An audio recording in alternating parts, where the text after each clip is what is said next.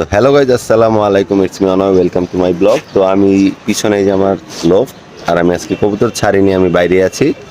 তো আপনাদের আমি বিগত ভিডিওটাতে বলেছিলাম যে আমি একটা আমার কবুতরগুলোকে ওয়েট বাড়ানোর জন্য, যেহেতু আমি এখন বৃষ্টিতে ভিজিয়ে কবুতরগুলো আস্তে আস্তে আটকাচ্ছি, তো এই কবুতরগুলোর জন্য কি একটা খাদ্য বয়স দেওয়া দরকার। তো আমি অনেকের কাছে যাচাই বাছাই করেছি, অনেক বড় ঢাকা সিটির বড় পালিয়াদের থেকে এই উপদেশ নিয়েছি। তো নেওয়ার পরে আমি একটা পারফেক্ট মিক্সার বানাতে সক্ষম হয়েছি। ওটা হলো আমাদের সাজ্জাদ ইকরাম ভাইয়ের।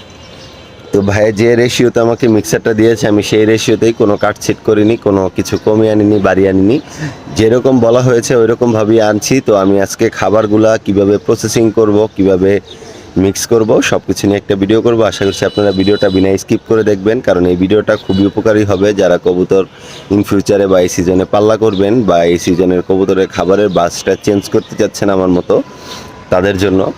তো আশা করছি বেশি কথা না বেরিয়ে ভিডিওটা শুরু করব এখন। তো এই যে আমার খাবারগুলো এখানে আছে, দেখতেই পাচ্ছেন। এখানে ধান আছে, গম আছে, আরও অনেক আইটেম আছে এখানে। তো এই সবগুলো আইটেম আমি মিক্স করব, কিন্তু মিক্স করার আগে এগুলো রোদে দিয়ে শুকাবো। আর এই ধানগুলা যেগুলো আছে দেখতেই পাচ্ছেন, এই ধানটা হলো মোটা পুরান ধান, ঠিক আছে? এটাতে কোনো চিটা থাকে না, কিন্তু এই ধানটাতে একটাই সমস্যা থাকে, ধানটাতে প্রচণ্ড পরিমাণে বালি থাকে, যেটা কবুতরের বদ হজম করায়। তাই এটা এখন ভালো করে ধুয়ে নিব। আর আজকে এমন রোদ পড়ছে যে আমি 1 মিনিট হয়েছে ছাদে আসছি, আমি ঘেমে পুরো ভিজে যাচ্ছি। তো আমি ধানটাকে সুন্দর মতো ধুয়ে নিই। তো আমি এই যে এখানে একটা বালতির মধ্যে পানি নিয়ে নিয়েছি। এখন আমি এই পানিগুলার মধ্যে দিয়ে দিব আমার ধানগুলা, দিয়ে তারপরে সুন্দর মতো ধুবো। এক ধোয়া দিলেই হবে। দেখেন একটা জিনিস আপনাদের আমি দেখাই, যে পানিগুলাতে যখন ধান দিবেন, এক্সট্রা যে চিটাগুলা থাকবে ওগুলা কিন্তু বেসে যাবে, ঠিক আছে?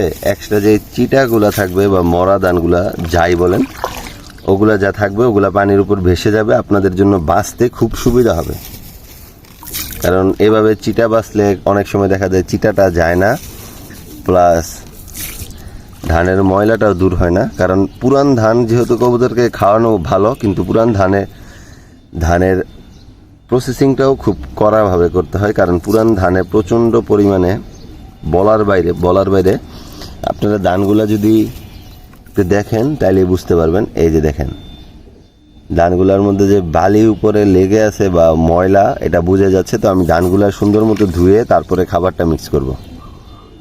তো এই যে দেখতেই পাচ্ছেন আমার ধানগুলা কিন্তু আমি সব ধুতে দিয়ে দিয়েছি। এই যে আমার ধানগুলা, আপনারা জাস্ট এখন কালারটা দেখেন, আর পানির কালারটা দেখলে বুঝতে পারবেন আপনারা ধানে যে ময়লা থাকে, কি পরিমাণে ময়লা থাকে বলার বাইরে।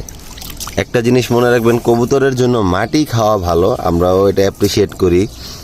আবার 80% ভালো পালুয়া যারা আছে, ভালো কবুতরবাজ যারা আছে, তাদের বাসায় যদি আপনারা যান তাহলে দেখতে পারবেন তারা কবুতরকে মাটি খাওয়াচ্ছে। কিন্তু মাটি আরেকটা, আর এই যে ধুলাবালি, এই জিনিসটা আরেকটা। হ্যাঁ, ধানের মধ্যে যেই ধারালো আঁশগুলো থাকে ওগুলো এই ময়লাটা টানে। তো এই কারণে ধানগুলো ধুয়ে নেবেন। আমি এখানে 50% ধান ধুয়ে নিয়েছি। ধানগুলো এখন আমি উঠিয়ে জাস্ট এই যে আমি একটা চালনি নিয়ে নিয়েছি, এটা দিয়ে কিন্তু ধান বের হতে পারবে না, কিন্তু পানিটা ঝরে যাবে। পানিটা ঝরে গেলে আমার বাসায় যে বড় ট্রেটা আছে, যেটাতে আমি কবুতরকে গোসল করাই, এটার মধ্যে আমি ধানগুলো বিছিয়ে দিব। ধানগুলো আজকে 1 রোদ খাওয়ালে হবে না, ধানগুলো ভালো করে শুকাতে হবে যেহেতু, তাই 2 রোদ লাগবে ধানগুলো শুকাতে। আর তারপরে বাদবাকি খাবারগুলো মিক্স করা যাবে। এই যে দেখেন, এই যে মরা ধান, তো এগুলো আমি এখন ফেলে দিব।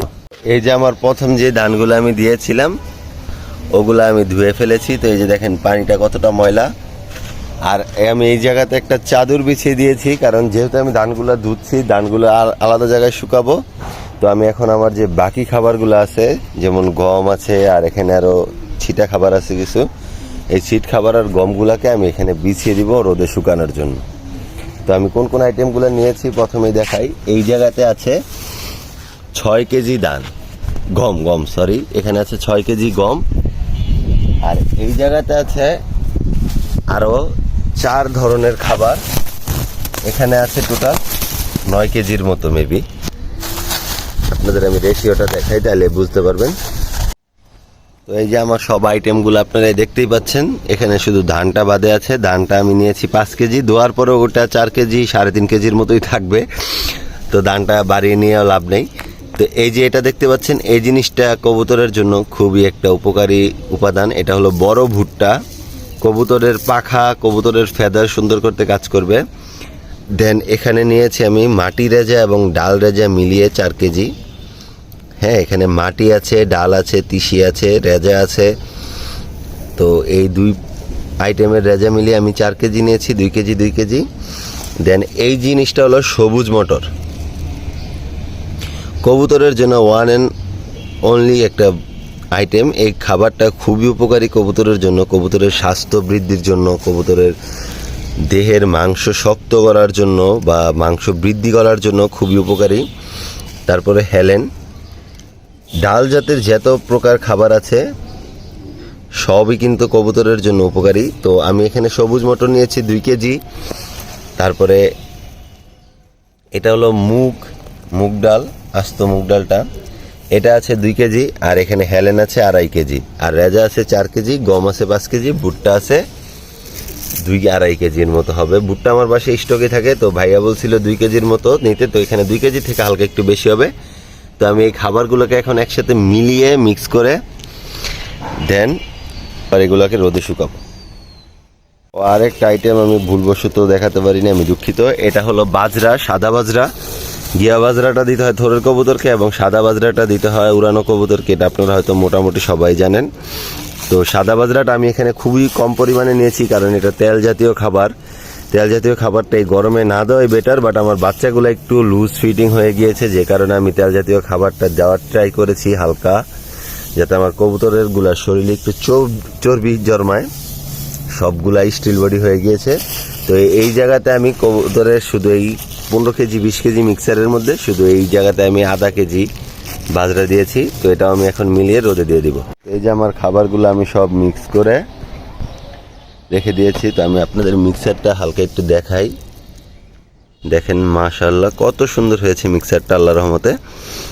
এখানে একটা মুঠে কিন্তু প্রচণ্ড পরিমাণে খাবার আছে। এই যে এইটুকু খাবার কিন্তু একটা কবুতরের ডেলি লাগে। দেখেন এখানে কতটুকু আইটেম পাচ্ছে একটা কবুতর। তো এখনও দানগুলা দেওয়া বাকি, দানগুলো আমি ধুয়ে তারপরে দিব। আপনাদের যে আমি বললাম যে ধানের মধ্যে প্রচণ্ড পরিমাণে বালি থাকে, এই যে দেখেন এখন আমার এই যে নিচের ধানগুলো দেখেন কীরকম প্যাক নিচে জমা হয়েছে, এই যে দেখেন।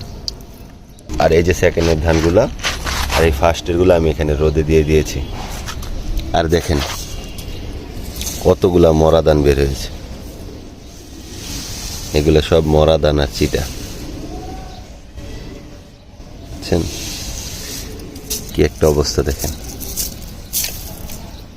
তো এখন আমি এই ধানগুলা শুকাবো, ধানগুলা শুকিয়েই খাবারটার মধ্যে মিক্স করে দিব। তো এই যে দেখতেই পাচ্ছেন আপনারা, আমার যে প্রথম ব্যাচের ধানগুলা ছিল এগুলা কিন্তু 50 থেকে 60% উপর শুকিয়ে আসছে। আপনারা একটা জিনিস লক্ষ্য করেন যে আমার ধানগুলা যখন আমি ফার্স্টে দেখালাম তখন কিন্তু ধানগুলাতে একটা কালচে ভাব ছিল, কিন্তু এখন দেখেন মাশাআল্লাহ কতটা সোনালী হয়ে এসেছে ধানটা। ভালো করে ফোকাস করলে বুঝতে পারবেন। দেখেন কত সুন্দর কালারটা আসছে ধানের। তো এই ধানটা এখন শুকাচ্ছে। আর এই সেকেন্ড বেচে যেগুলো ধুলাম ওগুলো এখানে রাখছি, এগুলাকে আবার আরেকটা ট্রেতে দিব, কারণ এগুলা যেহেতু শুকিয়ে আসছে এগুলাকে আর ভিজিয়ে লাভ নেই। এগুলা শুকাক, এগুলাকে একেবারে শুকিয়ে ফেলি, আর ওগুলাকে আলাদা ট্রেতে আমি এখন শুকাবো। আর খাবারটাও আমার প্রায় অনেক গরম হয়ে গিয়েছে, প্রায় 1-1.5 ঘন্টার মতো এটা রোদে ছিল। আজকের রোদটা পুরো থাকবে, এখন 2টাও বাজেনি, 1:30টার মতো বাজতেছে। তো এই খাবারটা দেখতেই পাচ্ছেন, এটাকে একটু পরে পরে আমি পা দিয়ে এভাবে একবারে নেড়ে চেড়ে দিচ্ছি, যাতে সব দানাগুলাতে রোদটা সুন্দর মতো পায় আর ভালোভাবে মিশেও যাবে এটা। তাহলে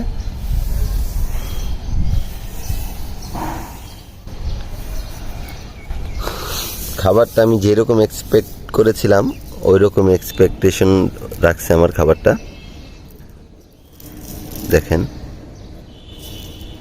বাজরাটা কম দিয়েছি, প্রতি মুঠে যাতে 5 থেকে 6টা দানা যায় এরকমভাবে।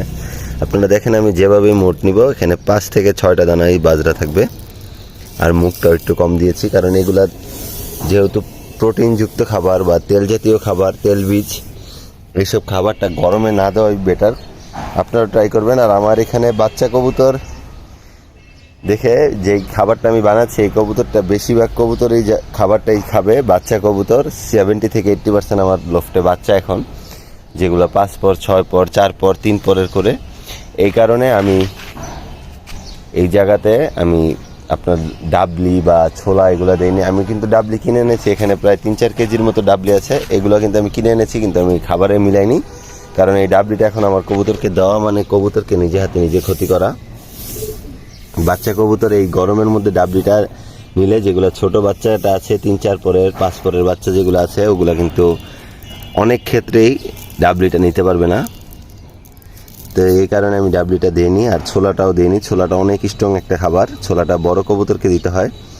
তো ওই খাবারটা তখন আবার আমি বানাবো মোল্টিংয়ের সিজনে। এখনও মোল্টিংয়ের সিজন চলে, বাট আমার কবুতর এখনও মোল্টিং আসেনি, যে কারণে আমি ছোলাটা দেওয়া শুরু করিনি। যখন কবুতর মোল্টিং আসবে তখন থেকে আমি আবার ছোলাটা দেওয়া শুরু করব।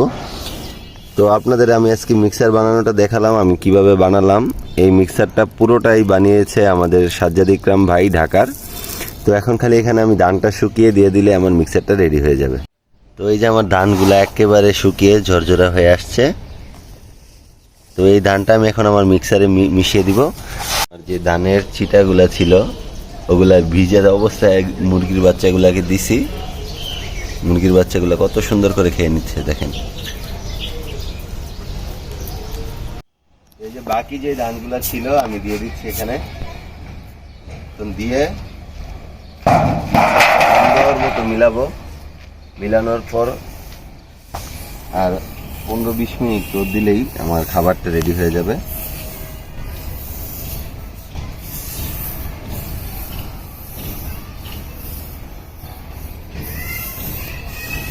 আমি আবারও বলি, যদি আপনাদের বাসায় এখন বড় কবুতর থাকে বেশি, যেমন 8 পর 9 পর ওভার, তো আপনারা চাইলে ডাবলি ছোলা ওগুলো অ্যাড করতে পারেন।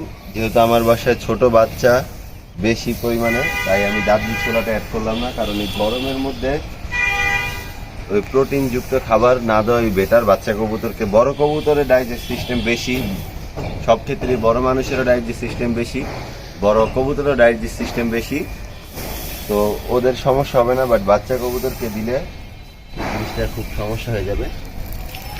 এই যে দেখেন আমার এই যে মিক্সারটা দেখেন, মাশাআল্লাহ কত সুন্দর হয়েছে মিক্সারটা।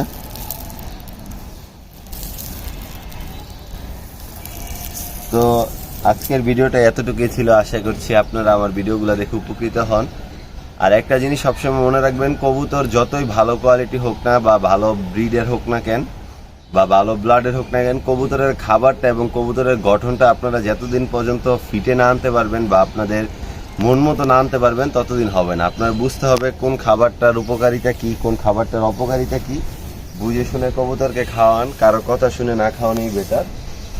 আর কথা শুনলে এমন মানুষদের শুনবেন যারা আপনার উপকার করবে, যারা আপনার ক্ষতি করার ট্রাই করবে না।